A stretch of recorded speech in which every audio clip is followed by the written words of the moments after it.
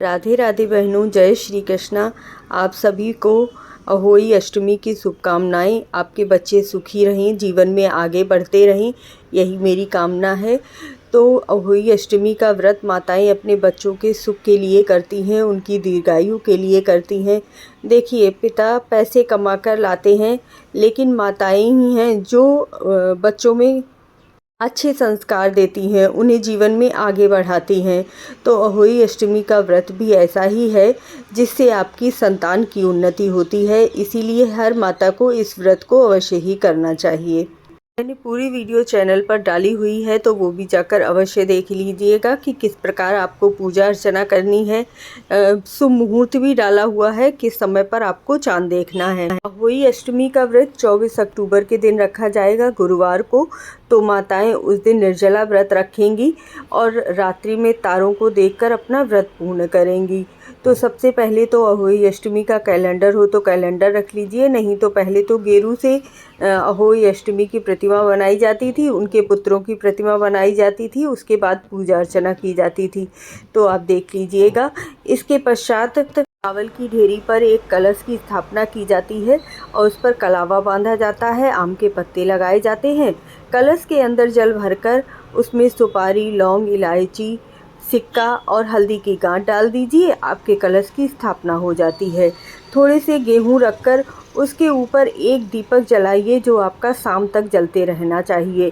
इसके पश्चात कुमकुम आदि से माता रानी की पूजा कीजिए और फिर माता रानी को सिंघाड़े का, मूली का, 8 पूड़ियों का और 8 पुए का भोग लगाया जाता है। इसीलिए इसे अठावरी माता भी कहा जाता है।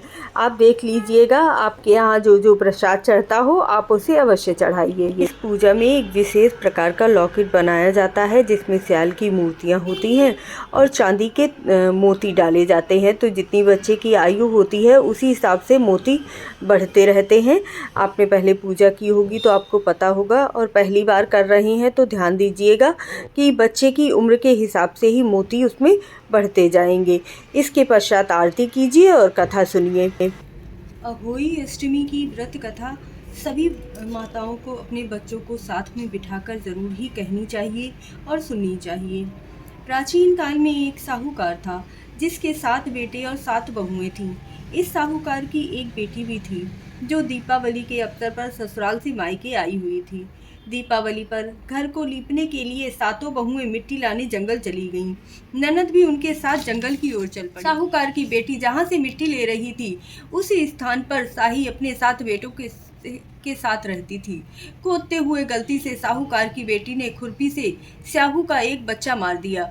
स्याहू इस पर क्रोधित होकर बोली, मैं तुम्हारी कोख बांध दूंगी। स्याहू की यह बात सुनकर साहूकार की बेटी अपने 7 भाभियों से एक एक करके विनती करती है कि वह उसके बदले अपनी कोख बंधवा ले। सबसे छोटी भाभी ननद के बदले अपनी कोख बंधवाने के लिए तैयार हो जाती है। इसके बाद छोटी भाभी के जो भी बच्चे थे वह सभी 7 दिन बाद मर जाते। 7 पुत्रों की इस प्रकार मृत्यु होने के बाद उसने पंडित को बुलवाकर इसका कारण पूछा। पंडित ने सुरही गाय की सेवा करने की सलाह दी। सुरही सेवा से प्रसन्न होती हैं और उसे स्याहू के पास ले जाती हैं। रास्ते में थक जाने पर दोनों आराम करने लगते हैं।